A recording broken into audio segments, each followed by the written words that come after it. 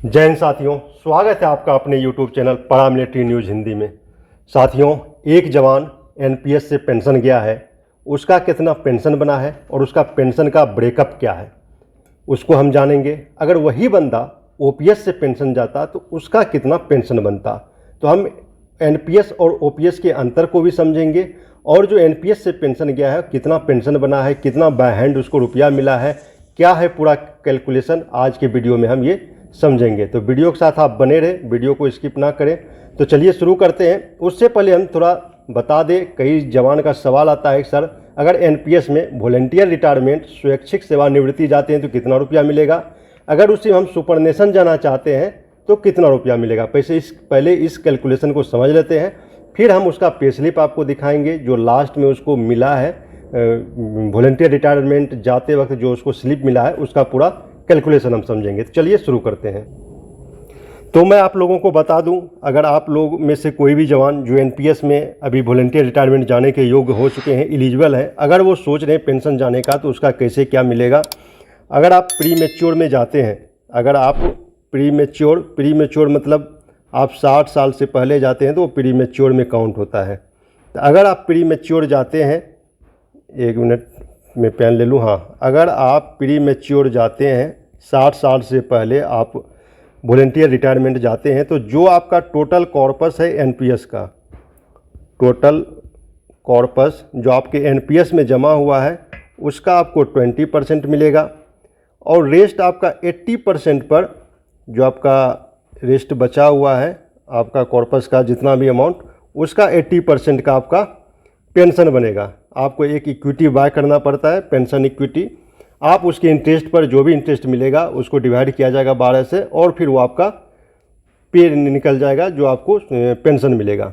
अगर यही बंदा अगर सुपरनेशन जाता है, कोई 60 साल के बाद जाता है, ये 20 ईयर्स में लिख देता हूँ, अगर यही बंदा 60 साल के बाद जाता है तो इस कंडीशन में आपको क्या है, एनपीएस का जितना रुपया आपको जमा है उसका आपको 60% मिल जाएगा, रेस्ट आपको 40% पर पेंशन दिया जाएगा। तो ये कैलकुलेशन है, इसका सिंपल से फंडा आप समझ लीजिए, बस इतना याद रखिए।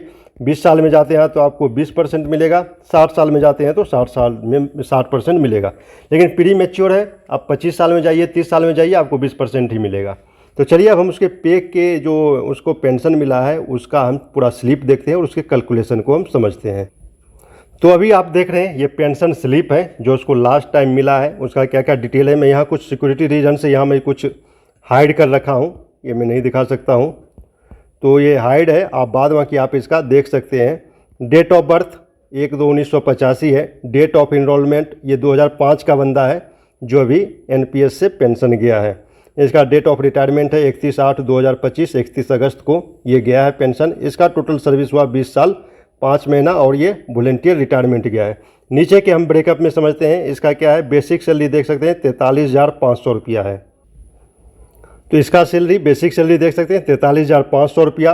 टोटल एनपीएस कॉर्पस, ये इसका जो एनपीएस में जमा हुआ है 31,40,126 रुपया 55 पैसा। ये लोग आप लोग अपना एनपीएस देख लेंगे किसका कितना जमा है, उसके अनुसार कैलकुलेशन है। 31/7/2025 तक में इतना जमा हुआ है, उसका 20% इसको विड्रॉल हुआ है क्योंकि वीआर जा रहा है। वीआर के केस में 20% ही मिलेगा, आपको बता दिए। प्री मैच्योर अगर आप जा रहे हैं 60 साल से पहले तो 20% ये हो गया 6,28,025 रुपया।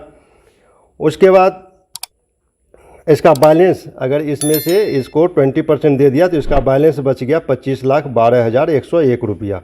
और ग्रेजुटी, ये ग्रेजुटी का फार्मूला है, आप लोग इसको नोट कर सकते हैं, बेसिक पे plus DA into 41 divided by 4। तो ये इसका ग्रेजुटी हो जाएगा 6,70,453। और एनपीएस के तहत देखिए ये पेंशन, ये इसको 13,000 का पेंशन मिला है।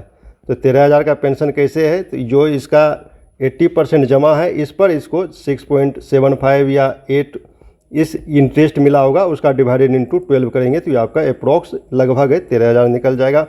फिर ये ट्रांसफर टीए रिटायरमेंट के वक्त बेसिक का 80% मिलता है, वो है।